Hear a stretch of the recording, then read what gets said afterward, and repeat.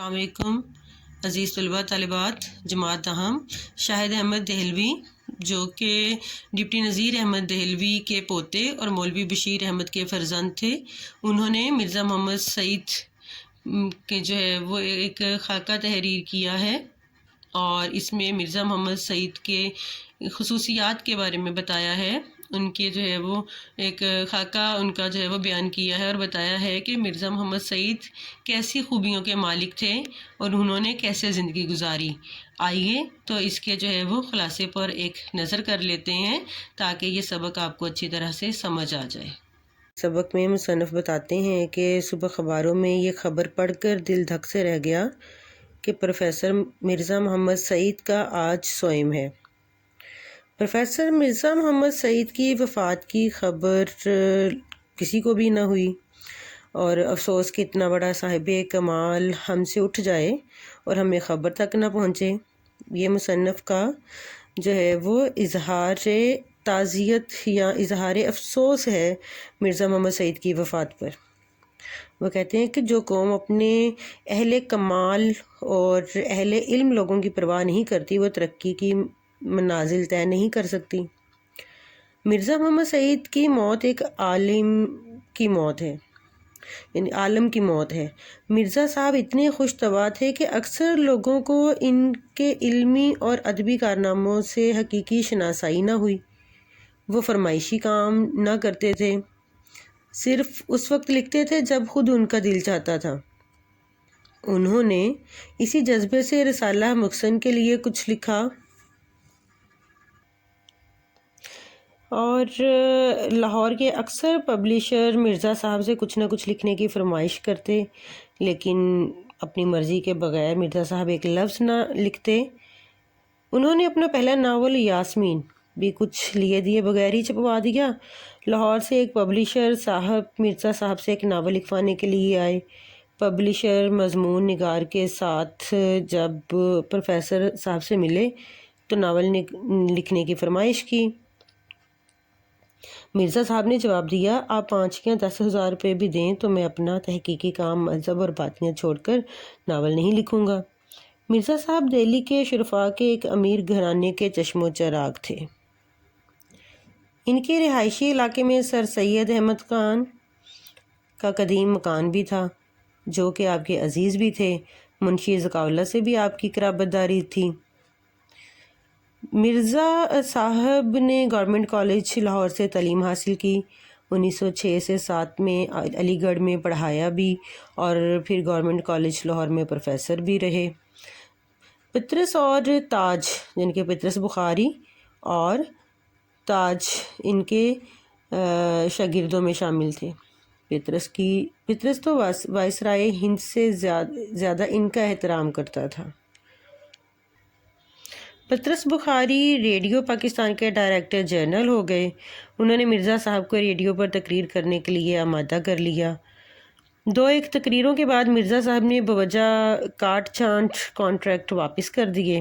پطرس بخاری نے وجہ پوچھی تو آپ نے کہا کہ مجھے یہ منظور نہیں کہ تمہارے شاگرد مجھے اصلاح دیں۔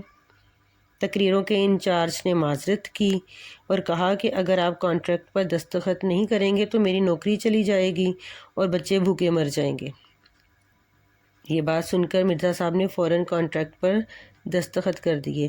یعنی کہ مرزا صاحب اتنے نرم دل تھے کہ جب پطرس بخاری نے تقریروں کے انچارج سے کہا کہ اگر اپنی نوکری چاہیے تو مرزا صاحب کو منا لاؤ، تو مرزا صاحب جب کسی صورت نہ مانے تو اس نے واسطہ دیا کہ مجھے نوکری سے نکال دیا جائے گا اور میرے بچے بھوکے مر جائیں گے۔ تو مرزا صاحب کی نرم دلی کہ انہوں نے فوراً کانٹریکٹ اپنا وہ واپس دستخط کر دیا۔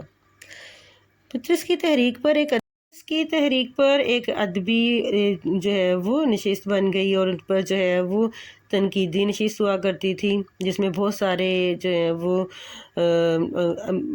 علم رکھنے والے لوگ شرکت کرتے تھے۔ ایک جلسے میں محمود نظامی کے ایک مقالے پر مرزا صاحب نے محتاط رائے دی۔ فیض کو پطرس نے اشارہ کیا تو وہ مرزا صاحب کی بات کاٹ کر بولے۔ مرزا صاحب جلال میں آ گئے اور فوراً اتنی انہوں نے وہ تہذیبوں پر بات کی کہ تمام پرانی تہذیبوں کے اوراق کنگال ڈالے۔ فیض ان کے علم کو دیکھ کر دم بخود رہ گئے۔ مرزا گھنٹوں مطالعے میں مصروف رہتے تھے اور اپنی آمدنی کا زیادہ حصہ کتابیں خریدنے پر صرف کرتے۔ مرزا صاحب کی زندگی بڑی سیدھی سادی تھی۔ کروفر یا ٹھاٹھ ان کی زندگی کا حصہ ہی نہ تھے۔ معدے کے مریض تھے، اس لیے زیادہ تر پیدل چلتے تھے۔ بیوی بھی ادبی ذوق رکھنے والی تھیں اور ان کے بھی جو ہیں وہ ایک دو ناول آ چکے تھے۔ ریڈیو پاکستان سے ایک پروگرام دانش کدہ کے نام سے جو ہے وہ شروع ہوا۔ چنانچہ مرزا صاحب کو بھی اس میں شرکت کی دعوت دی گئی تو مرزا صاحب بولے، انسان دولت کے لیے کام کرتا ہے یا شہرت کے لیے؟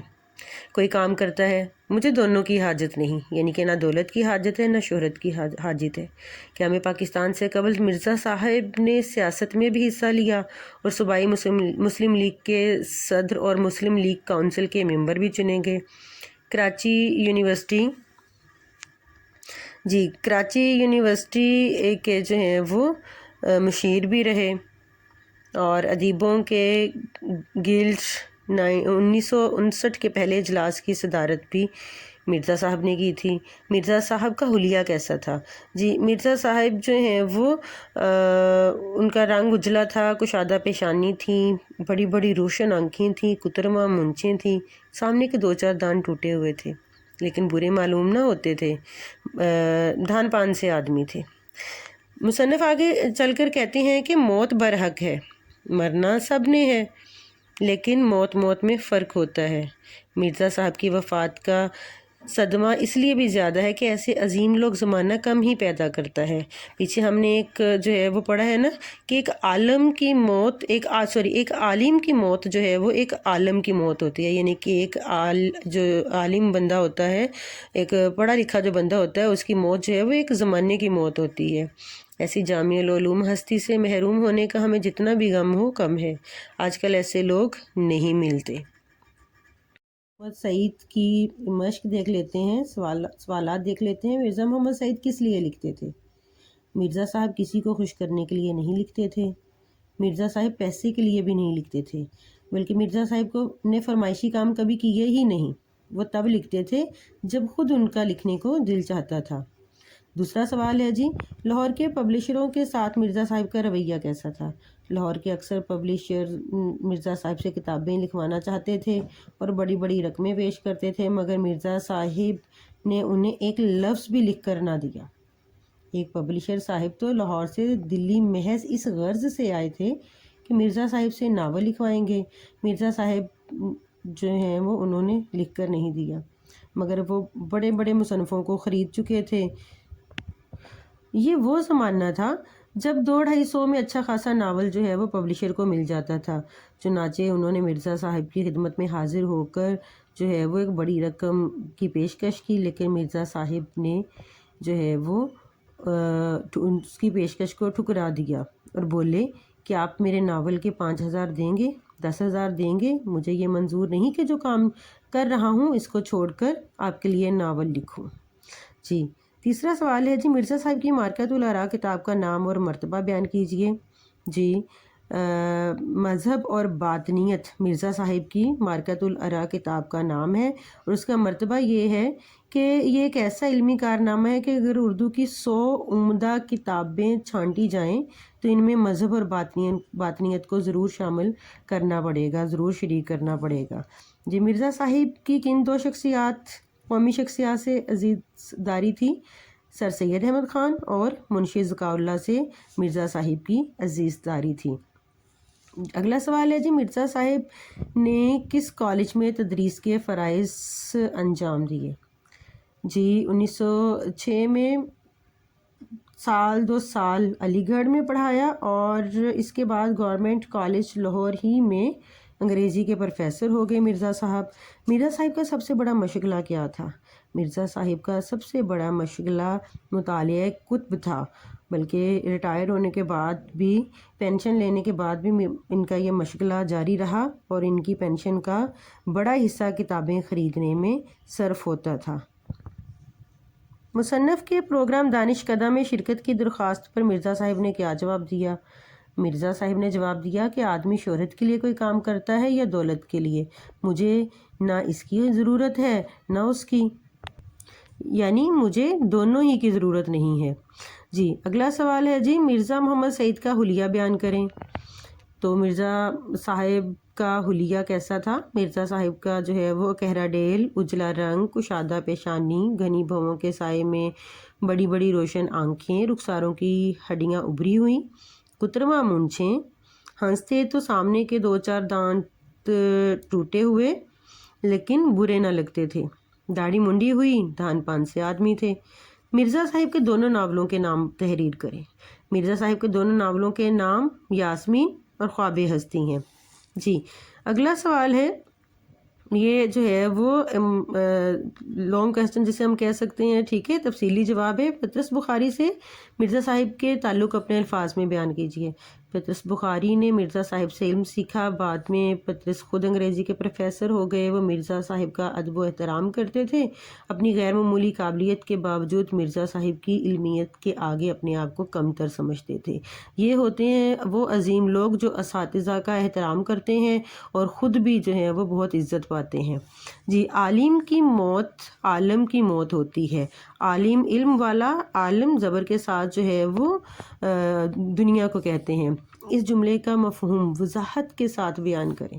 اس جملے کا مفہوم یہ ہے کہ ایک عالم یعنی کہ جاننے والے کی موت ایک طرح سے اس زمانے کی موت ہوتی ہے، یعنی اس کی وفات سے ایک پر نہ ہونے والا خلا پیدا ہو جاتا ہے، اس لیے کہا گیا ہے کہ ایک عالم کی موت ایک عالم کی موت ہوتی ہے۔ محمد سعید کے یہ پہلے پیراگراف کی تشریح دیکھ لیتے ہیں۔ صبح اخباروں میں یہ خبر پڑھ کر دل دھک سے رہ گیا سے لے کر ایک ہم سے چھین لیا گیا۔ جی تو اس کا جو ہے وہ حوالہ متن ہم لکھیں گے سبق عنوان مرزا محمد سعید اور مصنف کا نام شاہد احمد۔ اس سبق کے ضروری خاص مشکل الفاظ دیکھ لیتے ہیں۔ دھک، حیران، سوئم، مرنے کے بعد تیسرے دن کی رسم، علالت مزاج جو ہے وہ بیماری، اور رحلت وفات۔ قدردانوں قدر کرنے والے، ثانیہ ارتحال وفات کا حادثہ، صاحب کمال ماہر لوگ، سناؤنی موت کی خبر، ایکی اچانک۔ جی تو یہ پیراگراف سبق مرزا محمد سعید کے اوائل سے لیا گیا ہے۔ تشریح طلب عبارت میں مصنف بتاتے ہیں کہ مرزا محمد سعید جو کہ اپنے زمانے کے بہت بڑے عالم اور صاحب کمال انسان تھے، ان کی وفات کے تیسرے دن ان کی موت کی خبر اخبار میں پڑھ کر بے حد دلی دکھ ہوا۔ چند لمحے تو اس خبر پر یقین نہیں آیا کہ ایسی باکمال شخصیت اچانک جدائی کا غم دے جائے گی۔ کچھ لوگ اس قدر دل نشین ہوتے ہیں کہ ان کی موت کا ہر دل کو صدمہ ہوتا ہے۔ مرزا محمد سعید کا شمار بھی انہی لوگوں میں ہوتا تھا۔ بقول جو ہے وہ ایک مفکر یا بقول ایک شاعر، فضائے شہر اس قدر ہے سوگوار کس لیے، ہر ایک دکھائی دے رہا ہے اشک بار کس لیے۔ مرزا صاحب بے حد سنجیدہ اور خاموش طبع انسان تھے، شہرت اور نمود سے گریز کرتے تھے، اس لیے انتہائی سادگی اور خاموشی سے زندگی بسر کی، اور خاموشی کے لیے ہی اس دنیا کو خیر باد کہہ گئے۔ اس سے قبل مرزا صاحب کی طبیعت یا مرزا صاحب کی کسی بھی طرح کی طبیعت کی خرابی کی اطلاع نہیں ملی تھی، اور نہ ہی کبھی ایسی بیماری کے بارے میں اطلاع ملی جس سے موت واقع ہو جائے۔ بے حد دکھ اور افسوس کی بات تو یہ ہے کہ اتنی باکمال شخصیت ہم سے بچھڑ گئی، اور ان کے سینکڑوں دوست احباب اور عقیدت رکھنے والوں کو ان کی اچانک موت کے ثانیہ کی خبر تک بھی نہ ہوئی۔ مرزا صاحب خداداد صلاحیتوں کے مالک تھے۔ اللہ تعالیٰ نے انہیں بہت سی خوبیاں اور اوصاف سے نوازا تھا۔ شاید یہ ہماری مجرمانہ غفلت کی سزا ہے کہ مرزا صاحب جیسے انسان کو یوں ہم سے چھین لیا گیا۔ جی اس پیراگراف کی امید کرتی ہوں کہ آپ کو سمجھ آ گئی ہوگی اور آپ جو ہے وہ اسے اپنی تشریح میں شامل کریں گے.